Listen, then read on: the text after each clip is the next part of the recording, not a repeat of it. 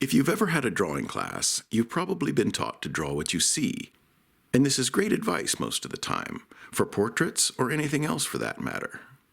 But as you develop your skills working with faces, you'll learn that sometimes the better choice is not the obvious one, and that choosing something different from what you see can be a better approach, aesthetically and even realistically.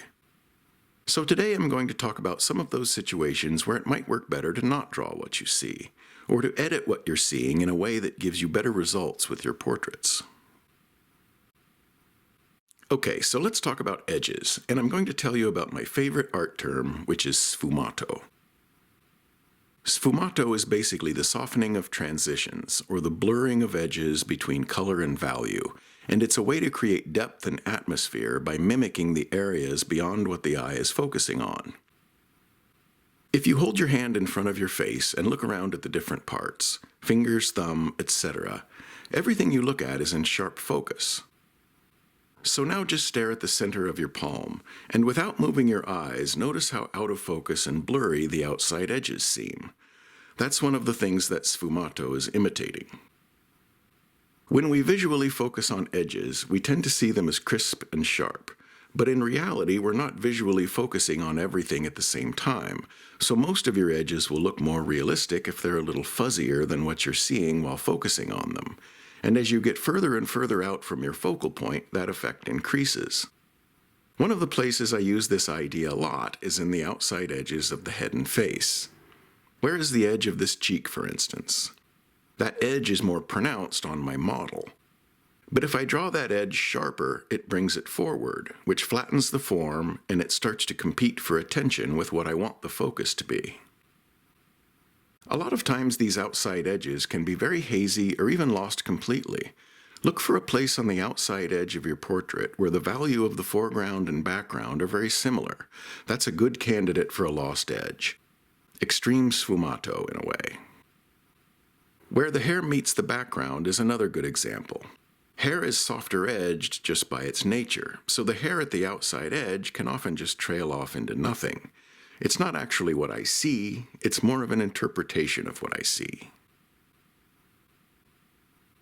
Dramatic elements in your drawing are much more effective when there are fewer of them, so editing is an important skill to master. Focal points are great, but you also want to give the eye some place to rest. Detailed areas work much better in conjunction with quieter areas, just like a few sharp edges work better when most of the edges are soft, and highlights are more dramatic with lots of darker, subtle values around. It's all about finding the balance between the icing and the cake. Sometimes, depending on the light, you can see a lot of details in the shadow masses, but those areas are also usually good places to edit and simplify. If you're going to put detail into the side that's in the light, it might be better to let go of some of the detail in the shadows, even if you can see it. Otherwise, it can be too much. Traditionally, artists tend to focus a lot more of their efforts into the lights, while leaving the shadows much more vague. This isn't being lazy, it's an understanding that you need to find a balance. That's not to say that the shadows have to be boring. There's actually a lot of interesting things happening on the shadow side, but it's often relating to value rather than detail. Any discussion of the light and shadow spends more time talking about the shadows than the lights. There are core shadows, occlusion shadows, reflected lights, all of which can be beautiful, but these tend to be subtle and don't compete with the focal points the way that detail does. Another instance where you may want to draw less than what you see is when you have an object in your portrait, like glasses or jewelry. If you draw them as crisp and detailed as they appear, they can become much more prominent than you probably intend. You want to see the person first, not their glasses, so unless their glasses are really integral to who they are, it's often a better choice to minimize their impact by simplifying the detail. The reason we're taught to draw what we see is that it's much more informative than drawing what you think something looks like. For example, someone might draw an eye like this without looking at a real eye. It's symbolic, almost like an emoji. If I give that person a picture of an eye and tell them to forget what they think an eye looks like and to draw only what they see, they'll likely have a much stronger result. The symbolic eye isn't very useful because it doesn't represent the actual anatomy well.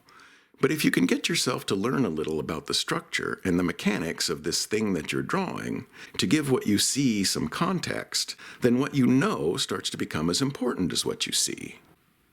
Let's use the mouth for an example this time. Someone that doesn't draw a lot of faces might draw the mouth like this, or with curvy lip shapes.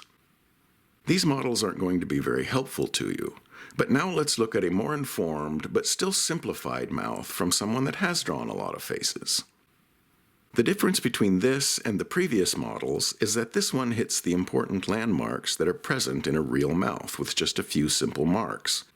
A little dash of value for the corners, an indication of the philtrum, the volume and arc of the upper lip, and a simple mass for the lower lip. So when I'm drawing a real mouth, I'm still drawing what I see, but I'm also looking for those landmarks from my simplification as a starting point, or a scaffolding to help me organize what I see. The person's mouth might be shaped nothing like my simple representation, but it will still have corners and a philtrum, etc. Now obviously I can't draw the same generic features for every portrait. I have to combine what I know with what I see if I'm going to capture someone's character or likeness. But establishing the points of interest in the right places is a good first step, and allows me to move through a drawing quickly without getting bogged down on specific areas. Portraits can get really wonky and asymmetrical when you're relying only on your observations. Faces are very subtle, and it's easy to misinterpret what you're seeing, and it's easy to miss things if you're not looking for them. A little bit of knowledge of the form will go a long way to help organize all the abstract shapes and give them context. As a rule, what I see overrides what I know, but I can use what I know to help inform my decisions. I get that a lot of people are turned off about the idea of studying anatomy, but bear in mind that you don't need to study anatomy the way that a medical student does. You don't need to memorize all of the Latin terms, and you don't need to concern yourself with anything that's not visible on the surface. You're just trying to better understand why things are shaped the way they are. Sometimes I think of art as a collection of choices, and sometimes the better choice is something different than what's in front of you. When you're learning to draw, drawing strictly what you see is good practice, and it's valuable to draw academic studies where you're very faithful to what you see. At some point, though, your style or your creativity starts to outgrow the limits of strict copying, and that's when your work starts to get really interesting. Don't be afraid to break the rules and have a unique interpretation. If you made it all the way through this video, consider giving me a thumbs up and subscribing. I'd love to hear your questions and comments, so please just leave them below and I will respond if I can. Thank you all so much for watching. Take care, everyone.